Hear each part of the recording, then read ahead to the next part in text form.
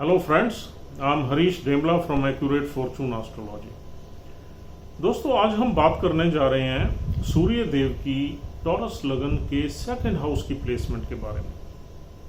आइए देखते हैं कि अगर वृषभ लगन के दूसरे भाव में सूर्य देव बैठ जाए तो हमें किस तरह के फल देंगे। दोस्तों वृषभ लगन हमने कल ही शुरू किया है। वृषभ लगन के लॉर्ड वीनस है, यानी कि शुक्र देव है, और सेकंड हाउस यहां बुध देव से बिलोंग करता है, यानी कि ये बुध देव का घर है। और बुध देव की दूसरी राशि फिफ्थ हाउस में, मूल त्रिकोण हाउस में है, और वही बुध देव की मूल त्रिकोण राशि है। और यहां सूर्य फोर्थ हाउस के लॉर्ड है, यानी कि हमारे मदर के घर के लॉर्ड हैं। सूर्य मदर के घर के लॉर्ड हैं, लेकिन Surya is a significator of father also, father को कारक भी है। तो सूर्य देव सेकंड हाउस में आ गए। फोर्थ हाउस से आपको पता ही है, हम प्रॉपर्टीज देखते हैं, लैंडेड प्रॉपर्टीज देखते हैं, एक होमली एनवायरनमेंट देखते हैं, व्हीकल्स देखते हैं, कंफर्ट्स देखते हैं, हैप्पीनेस देखते हैं।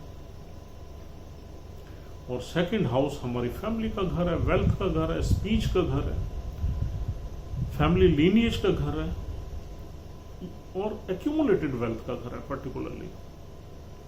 और यहां पर हम उन सब चीजों को देखते हैं जिनको हम वैल्यू देते हैं, चाहे वो टेंजिबल वेल्थ हो या इनटेंजिबल वेल्थ हो। और यहां पर हमारी फूड हैबिट्स का भी घर है ये, वो भी हमें देखी जाती है कि हमारी फूड हैबिट्स जो है वो किस तरह की है, क्या हम रिफाइन है फूड हैबिट्स में या रॉ है। तो दोस्तों अब सिंपल सी बात है कि फोर्थ हाउस की चीजें सेकंड हाउस में आ गई। इट इज वेरी सिंपल, यानी कि the family of the native will be blessed with the properties, lands, cars, luxuries, comforts, happiness, homely environment, and the family is blessed. That means this native has taken birth in a wealthy family, rich family, या जो सुख सुविधाओं से संपन्न family हो। या अगर ऐसा नहीं है तो इस बच्चे के पैदा होने के बाद इस फैमिली के पास ये चीजें आना स्वाभाविक हो जाएगा। और दोस्तों यहां पर 3 नंबर राशि है बुध देव की। 3 नंबर राशि से हम क्या देखते हैं? 3 नंबर राशि है कम्युनिकेशन की, सेल्स की, मार्केटिंग की, भागदौड़ की, पराक्रम की, ओरल कम्युनिकेशन, रिटन कम्युनिकेशन। ये चीजें हम 3 नंबर राशि से देखते हैं, बिकॉज प्राइमरीली ये कम्युनिकेशन की ही राशि है। तो यहां पर एक जो फैमिली एनवायरनमेंट होगा उसमें कम्युनिकेशन का काफी यूज होगा, और कम्युनिकेशन से उस फैमिली की रिलेशनशिप जो है बिल्डअप रहेगी। Communication would be the main tool to bind the members of the family, चाहे ये छोटी फैमिली है या बड़ी है, but they will be very expert in communicating their emotions, in communicating their ideas. और इस नेटिव की फैमिली लीनिएज ऐसी होगी कि इनमें एक नेचुरल वे में मार्केटिंग स्किल्स होंगी, अच्छी कम्युनिकेशन होगी, सेल्स स्किल्स में ये लोग बहुत अच्छे होंगे, अपनी बातों से पैसा कमाने में बहुत तेज होंगे। जिस इंसान से ये बात करेंगे उससे बिजनेस रिलेशनशिप डेवलप कर लेंगे। किसी चीज की खरीद और बेच इनके लिए बाएं हाथ का खेल होगा। और इनकी कम्युनिकेशन में एक स्वीटनेस भी होगी और एक अथॉरिटी भी होगी। स्वीटनेस इसलिए होगी क्योंकि ये शुक्र का लगन है, पर्सनालिटी शुक्र की है जिसका हम चार्ट देख रहे हैं। Venus is always very clever and sweet. और इसमें बुध की क्वालिटीज होंगी जो कि कम्युनिकेशन में बहुत फ्लुएंट है, बहुत पावरफुल है। और फिर सूर्य देव बैठे हैं जहां एक अथॉरिटी है, यानी कि they will speak sweetly but there communication would be authentic and authoritative. उनकी बात में दम होगा, ऐसे नहीं इधर उधर की बातें कर दी और भूल गए, नहीं।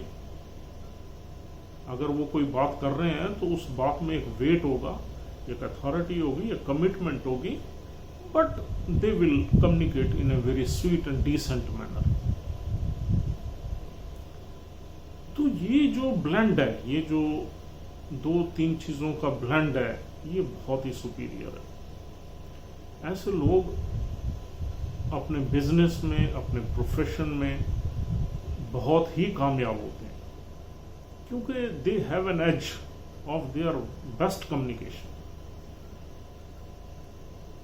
और जब कम्युनिकेशन हमारी अच्छी है तो नेगोशिएशन स्किल्स भी यहां पर बहुत अच्छी हो जाती हैं।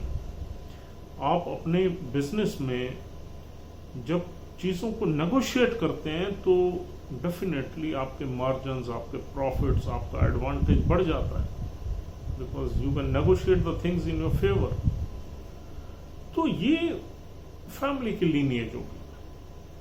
सूर्यदेव बैठे हुए हैं, बुध का घर है, वीनस की पर्सनालिटी है नेटिव की, तो यहां ये चीजें नेचुरल वे में इंसान को ब्लेस होंगी। और दोस्तों ये यहां पर थोड़ा सा सूर्य के आने से, क्योंकि मदर के घर का लॉर्ड है सन, तो यहां मदर से थोड़ा सा मदर की हेल्थ में प्रॉब्लम रह सकती है। हालांकि ये चंद्र नहीं है, लेकिन मदर के घर का लॉर्ड है। मदर के घर का लॉर्ड मतलब मदर, वो आपके बुध के घर में बैठ गया, और बुध और मून की बनती नहीं है। तो यहां पर मदर में फादर की क्वालिटीज भी हो सकती है, सन की क्वालिटीज भी हो सकती है। यहां पर थोड़ी बहुत, क्योंकि कम्युनिकेशन में हर इंसान तेज होगा, थोड़ी बहुत आर्गुमेंट्स वगैरह का भी माहौल बनता होगा नेटिव में और उसके फादर में। मदर से थोड़ी सी नेटिव की कम बनेगी।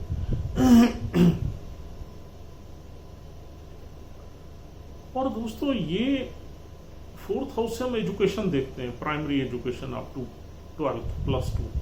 तो प्राइमरी एजुकेशन यहाँ अच्छी होगी। बुधदेव का हाउस है, अगर बुधदेव की प्लेसमेंट अच्छी हुई तो नेटिव की ग्रेजुएशन भी बहुत अच्छी होगी। और अगर सैटर्न की प्लेसमेंट चार्ट में हुई तो ये हाईली एजुकेटेड होगा नेटिव, क्योंकि Saturn is a lord of your post graduation and higher education, I mean MPhil, PhD and research. तो अगर 9th हाउस का लॉर्ड अच्छा बैठा हुआ है कहीं, तो हायर एजुकेशन भी इंसान यहां पर लेगा। लेकिन +2 की एजुकेशन इसी प्लैनेट को देख के ही पता लग जाता है। और ग्रेजुएशन की एजुकेशन बुधदेव को आप देखिए, और बुध योग कारक प्लैनेट है, यहाँ सैटर्न भी योग कारक प्लैनेट है, वीनस भी योग कारक प्लैनेट है, और सूर्य न्यूट्रल है। 4th हाउस केंद्र के घर का मालिक है, लेकिन एनिमी है लग्नेश का। तो यहां पर एजुकेशन के मामले में भी ऐसा माना जाता है कि ठीक ही रहेगा। और दोस्तों यहां पर और क्या देखते हैं हम, यहां पर हम देखते हैं अपनी फूड हैबिट्स। तो फूड हैबिट्स के मामले में यहां पर सूर्य देव आ गए। तो सूर्य देव के आने से फूड हैबिट्स में हम कोई बहुत ज्यादा फ्लॉ नहीं देखते यहां, it would be okay. But यहां पर एक रीगलनेस होगी फैमिली, एक रॉयलनेस होगी फैमिली के। जो एटीट्यूड होगा, जो उसके एक्शन या हरकतें होंगी, वो एक रीगल होंगी। और फैमिली में शो ऑफ करने की टेंडेंसी ज्यादा होगी। चाहे उनके पास पैसे थोड़े कम भी होंगे, लेकिन they would be Regal. Expenditure करने में यहां लोग रॉयल हो जाते हैं, और शो ऑफ करने में और रॉयल हो जाते हैं। गवर्नमेंट की यहां पर नेटिव को सपोर्ट मिलेगी। गवर्नमेंट मशीनरी से इस फैमिली के संबंध अच्छे होंगे। इस फैमिली का नाम होगा सर्कल में due to certain such activities. जैसे कुछ फैमिलीज होती हैं चैरिटी वगैरह करती हैं, सामाजिक प्रतिष्ठा के लिए कुछ ऐसे काम करती हैं जिसमें लोग उनको जानते हैं। कोई किसी संस्था को डोनेशंस दे दी, किसी गरीब आश्रम में दान दे दिया, किसी पब्लिक प्लेटफॉर्म पे कुछ ऐसा काम कर दिया जिससे उनका नाम हो गया, तो यहाँ पर फैमिली ऐसे कामों में भी इन्वॉल्व हो गई और गवर्नमेंट के लोग, लोकल गवर्नमेंट के लोग उन्हें जानते होंगे।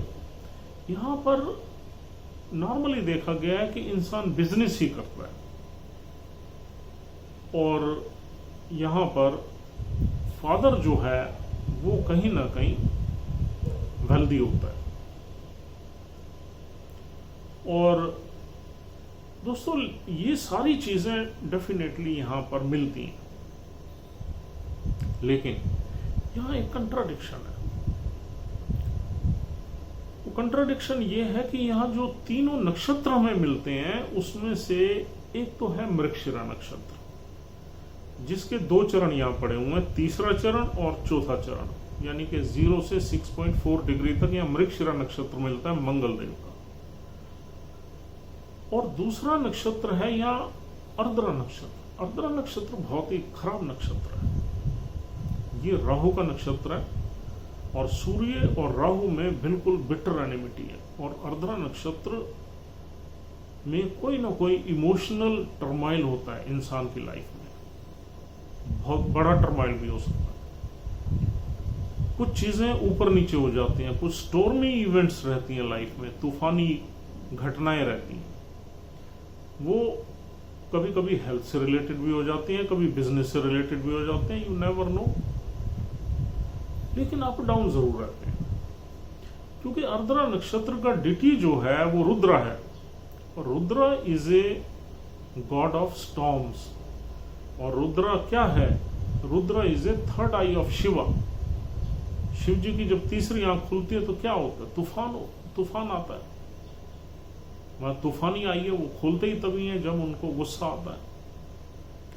तो यहां पर ये सारा सिग्निफिकेंस इस 3 नंबर राशि के पीछे कॉन्स्टलेशन में मिलता है। रुद्रा कॉन्स्टलेशन यहाँ 6.4 डिग्री से लेके 20 डिग्री तक फैला हुआ है।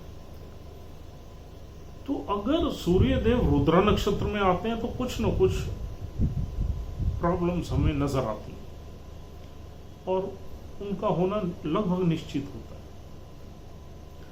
और फिर रुद्रा नक्षत्र के बाद यहाँ पुनर्वासु नक्षत्र आता है। पुनर्वासु नक्षत्र तो गुरुदेव का है, लेकिन ये नक्षत्र भी एक रिहेबिलिटेशन शो करता है, रीसेटलमेंट शो करता है आफ्टर स्टॉर्मी इवेंट्स।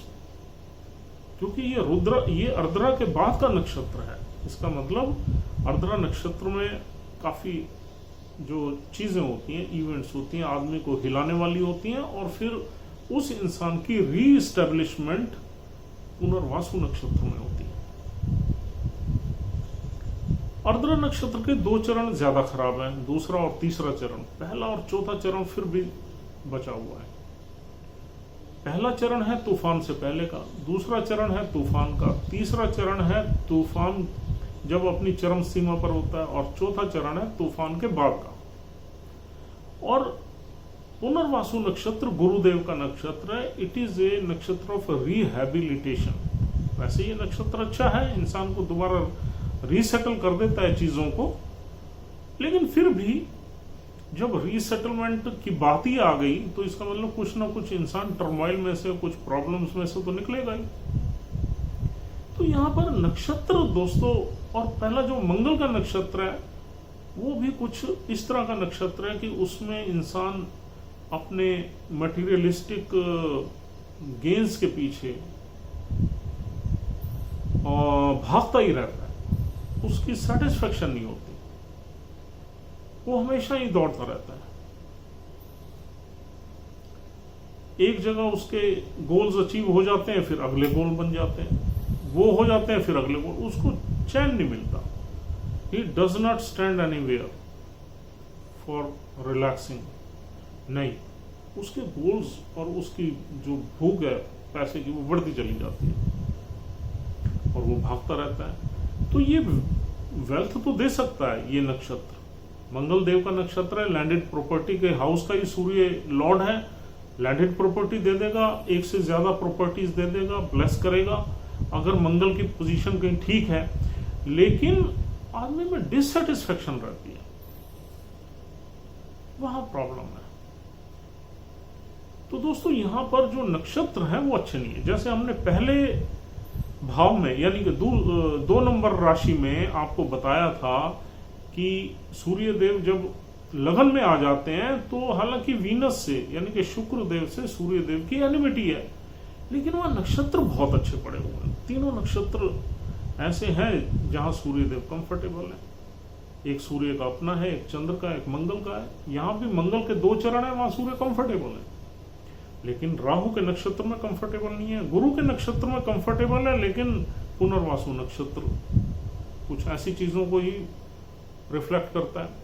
तो यहां पर अगर हम नक्षत्रों को देखते हैं तो यहां पर कुछ प्रॉब्लम्स नजर आती हैं, कुछ वेल्थ में अप डाउन्स नजर आती हैं, कुछ इमोशनल टर्मोइल्स नजर आते हैं, कुछ शेकिंग इवेंट्स नजर आती हैं, कुछ सडन इवेंट्स नजर आती हैं। फिर यहां बैठा हुआ सूर्य 8वें घर को भी देखता है। अब ये चीज यहां से कंफर्म भी हो जाती है। 8वां घर क्या है?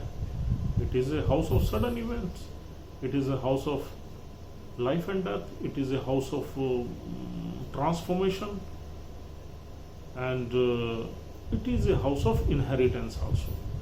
तो यहां पर सूर्यदेव बैठ के जब 7वीं दृष्टि से 8वें घर को देखते हैं तो ये चीजें भी उभर के आती हैं और ये चीजें भी एक्टिवेट हो जाती हैं आपकी लाइफ में। फिर नक्षत्र भी कुछ ऐसे हैं, तो यहां पर ऐसा मान लेना चाहिए कि यहां पर पेरेंटल प्रॉपर्टीज जो होंगी उसके पीछे बहुत बड़ी इवेंट्स होंगी, बहुत शेकिंग इवेंट्स हो सकती हैं, अप डाउन हो सकते हैं, डिससेटिस्फेक्शन का योग हो सकता है। It all depends in which this Surya is placed.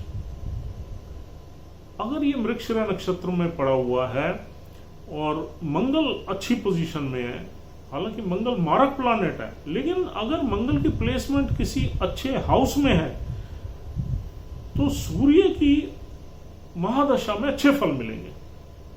अगर सूर्य मृगशिरा में, आपने वहां ये नहीं देखना कि यार ये मारक प्लैनेट है और केंद्र में पड़ा हुआ है या किसी अच्छे घर में पड़ा हुआ है, नहीं।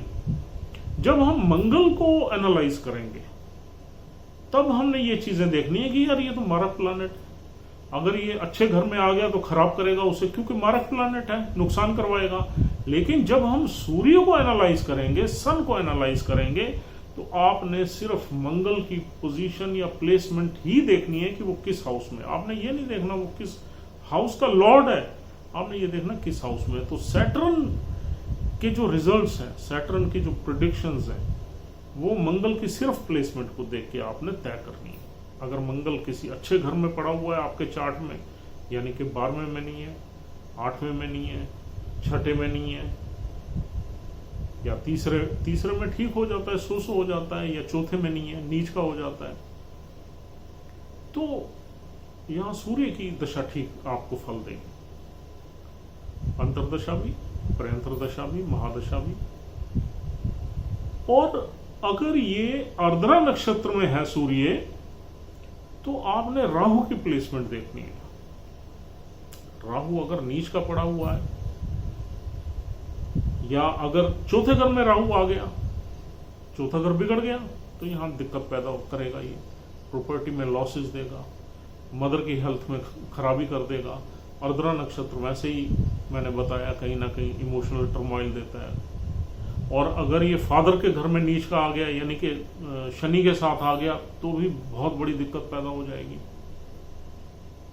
अगर राहु की प्लेसमेंट अच्छी है आपके चार्ट में, तो ये आपको ब्लेस करेगा, लेकिन फिर भी कुछ न कुछ इवेंट्स जरूर होंगे। ब्लेस करेगा, लेकिन मतलब वेल्थ से, प्रॉपर्टी से ब्लेस करेगा।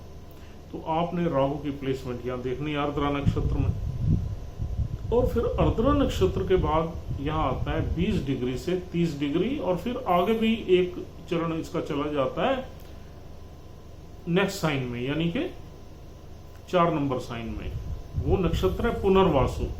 पुनर्वासु में गुरु की प्लेसमेंट देखनी। गुरु की प्लेसमेंट में भी वही फॉर्मूला अडॉप्ट करना है कि गुरु की प्लेसमेंट किसी अच्छे घर में है, तो यहां आप दोबारा रीस्टैब्लिश हो जाओगे, दोबारा आपकी लाइफ चमकेगी, दोबारा खड़े हो जाओगे, और things will be smooth after certain emotional turmoil.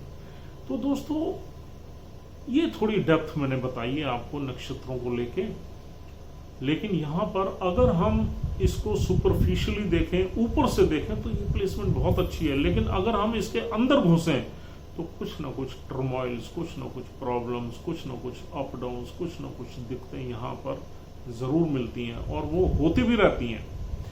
ऐसे नहीं चीजें बनती, ऐसे नहीं वेल्थ क्रिएट होती, कुछ ना कुछ चीजें यहाँ पर होती हैं। वो आपकी वेल्थ से रिलेटेड भी हो सकती हैं, हेल्थ से रिलेटेड भी हो सकती हैं, नेटिव की हेल्थ से रिलेटेड हो सकती हैं, मदर की या फादर की। तो दोस्तों ये थी हमारी छोटी सी डिस्कशन सूर्य देव की सेकंड हाउस की प्लेसमेंट के बारे में। अगर हम इसको कंक्लूड करें तो ये एक अच्छी प्लेसमेंट है। यहाँ पर वेल्थ की ब्लेसिंग अच्छी रहती है, और यहाँ पर कम्युनिकेशन की स्ट्रेंथ से, पावर से इंसान पैसा भी लाइफ में बहुत कमाता है। और यहाँ पर कुछ और अच्छे प्लैनेट सूर्य के साथ बैठ गए, बुध बैठ गया, तो यहाँ प्रॉपर्टीज के साथ साथ अनसर्टेन गेन्स का योग भी बनता है बिजनेस में। या फिर इंसान बुध यहाँ आ गया तो कहीं ना कहीं बुध से रिलेटेड, यानी कि आईटी से रिलेटेड, कंप्यूटर साइंस से रिलेटेड, डाटा एनालिटिक्स से रिलेटेड, अकाउंट से रिलेटेड आप पैसा कमा सकते हैं। कहीं गवर्नमेंट पोजीशन में भी आप हो सकते हैं। तो प्रोफेशन इज प्रोफेशन। प्रोफेशन को दूसरे प्लैनेट्स भी इंडिकेट करते हैं, इसलिए एक प्लैनेट की प्लेसमेंट देख के कोई भी प्रोफेशन प्रिडिक्ट नहीं किया जा सकता। There are 3-4 planets which decide कि आपको कौन सा प्रोफेशन मिलेगा लाइफ में। तो दोस्तों, और यहाँ पर अगर साथ में राहु आता है तो 35 साल तक बहुत स्ट्रगल रहता है। केतु आ जाए तो यहाँ पर वेल्थ क्रिएट करने में, एक्यूमुलेट करने में बहुत स्ट्रगल रहता है। तो यहाँ पर राहु और केतु बैठ के इस घर को खराब कर देंगे और आपको ये रिजल्ट्स नहीं मिलेंगे जो हमने डिस्कशन की है। लेकिन अगर नॉर्मल यहाँ पर प्लैनेट्स बैठे हुए हैं तो थोड़ी चीजें ऊपर नीचे हो सकती हैं, but you will be blessed with these things. So thank you very much for watching this video. As usual, my number is 9899105355. If you want to contact me for any astrological consultation, you can dial this number. And if you are a subscriber, then you can definitely leave a note on our YouTube channel. You can also ask one simple question which can be answered in a very, very brief 1 or 2 lines. Don't elaborate very much about your planets. That really confuse. If you mention about all your planets in that question, we'll be confused because we don't know your chart, we don't know the conjunction, we don't know the nakshatra, etc. That's why the answer becomes very difficult to give you. So friends, have a nice time. We'll see you tomorrow with its next placement, and enjoy the day. Thank you very much.